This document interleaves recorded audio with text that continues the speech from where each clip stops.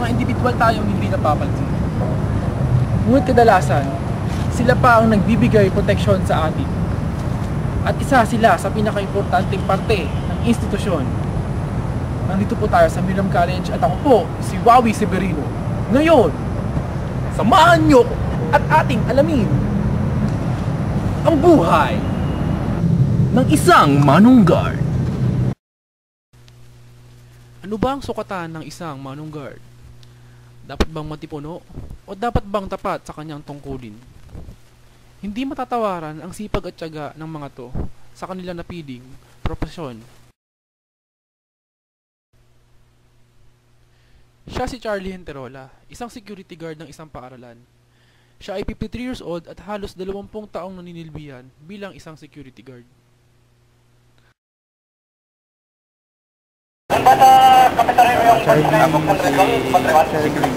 Security guard Charlie Henterola. Yung age niyo po, 53 years old. nag-aaral, kung anong posisyon? Isang security guard na nasa nito sa Miriam College sa Quezon City. Kung saan po nakatira? At nakatira sa Manggaan Pasig. Kung kasal po ba kayo? Kasal po kami nito. Ilan po yung anak mo? Tatlo lang po. Gaano po kayo katagal dito sa service? Sa service ko dito sa Miriam, mga 5 years na po ako dito sa Miriam. Pero in total service, almost 20 years na po service sa... So kuya, from what time kayo nagsisimulang trabaho dito? May mga oras kami na 6 to 6, then may mga oras kami na 6 to 2, and then 2 to 10. Yung next question natin, ano yung everyday routine nyo dito sa school? Everyday routine namin, from morning to afternoon. Halimbawa 6 to 6 siya. Actually, itong trabaho lang. Palang bilang isang reception. Deliver, entertain ng mga visitors na pumunta sa at yung mga nagagaling sa ibang supplier na mag-supply kung ano man mga sinusupply nila ng mga product. So, nire-refer namin sa mga purchasing sila members ng mga purchasing nagdating sila. Yan ang expected nila sa guide. So kuya, ano naman kuya yung mga worst na na-encounter nyo na dito sa school? Yung mga worst na na-encounter namin yun pag heavy traffic, yun, may mga hindi maiwasan na may mga parents na magko-complain bakit ganito sobrang traffic, hindi nyo magawa ng paraan. Actually, yung mga parents alam naman nila, everyday naman alam naman nila na traffic sa Miami sobra eh. So ang mga parents dahil parents sila, parang isa silang source ng income ng school. Parang karapatan din nila na itaas ang kanilang dignidad. So kuya, may mga nakaawin na ba yung mga estudyante dito? Actually po, wala po. Service nyo wala? Service kasi hindi kami dito sa Miriam College, bawal ka magbigay ng mga bad words, mga salita na laban sa estudyante, laban sa kapwa mong guard, laban sa empleyado. So, hindi po ina-allow po yun. Once na na-detect o narinig na nun, ibibigay nila, pagbigay alam po nila yan sa kinaukulan. Automatic, relieve ka agad.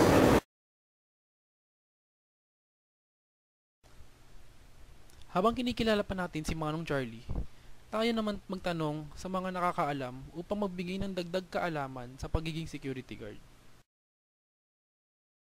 So, ano po ba yung mga requirements nyo sa pagkuha ng mga guard?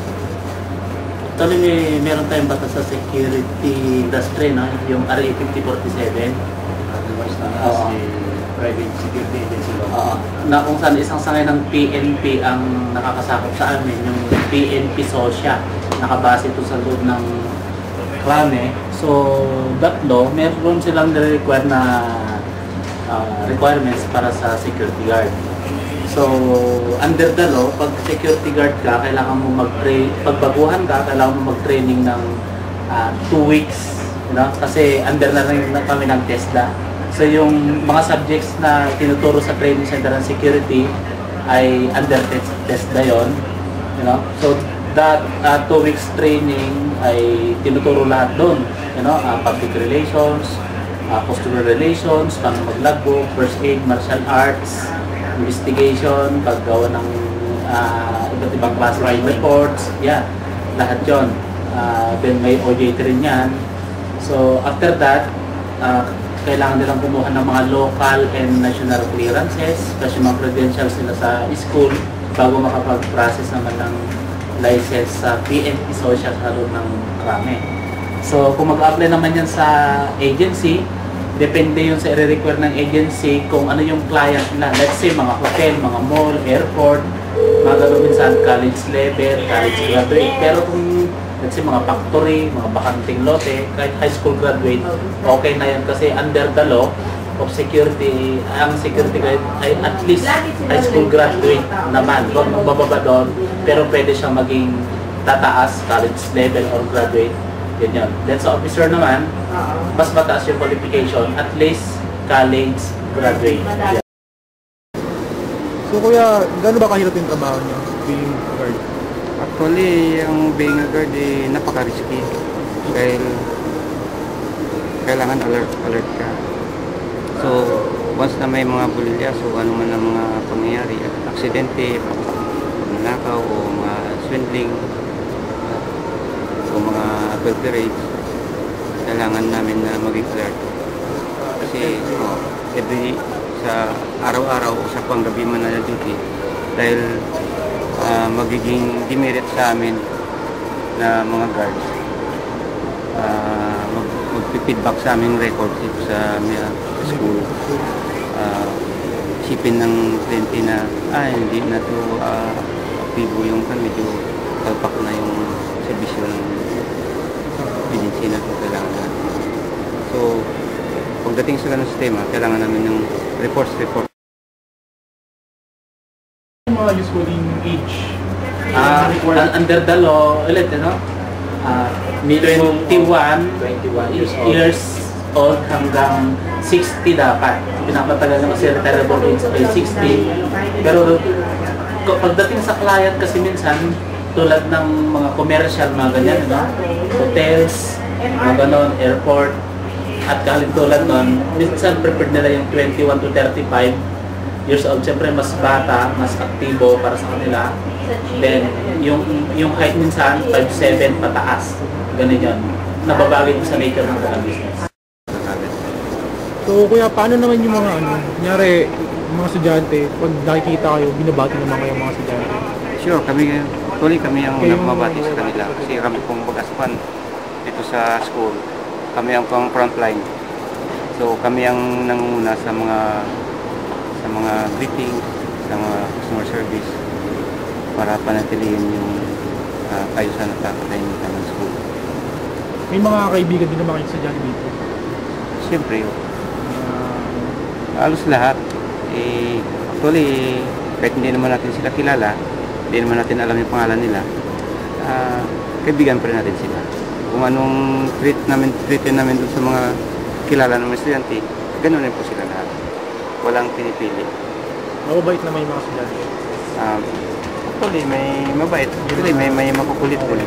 Kasi ito, mga intelligenteng tao. Ito, anak ng mga intelligenteng tao ang nag-aaral dito. So, hindi may iwasan. Talagang marami. So, maging professionalize na tayo sa pagdadala sa kanila. Hindi naman tayo pwede na sabihan natin sa daming di maganda. Common traits nyo sa pagpili ng mga guard. Kunyari, sa mga kailangan ba approachable yung mga guard? Yeah, of course. Advantage yan. Sa traits ng security, kailangan equip siya or kailan meron sa kanya yung basic traits katulad ng pagiging kaduan, siyempre yung integrity niya, honest siya, polite, yun. Basic yun sa security. Sa training pa lang o sa hiring pa lang kasi noon sa HR, nakikita na yon pag sa amin sa detachment kaming mga officers pag pumunta na sa amin yon isa yung mga kinukonsider namin. May proud ba kayo sa trabaho niyo? Sure, being a guard, proud ako dahil unang-una, dito ko na kinukuha ang kinabubuhay at pangangailangan ng pamilya ko. Sa tagal ko na sa serbisyo, dito ko na rin napatapos yung mga anak ko sa Torara. At ito na saksihan ang buhay ni Manong Charlie. Kung saan maaari po natin siyang gawing inspirasyon dahil sa kanyang katapatan sa kanyang trabaho. Naway nabigyan namin kayo ng sapat na kaalaman sa aming programa. Ako po si Wawi Severino at salamat sa inyong panonood na Buhay ng Isang Manong Guard!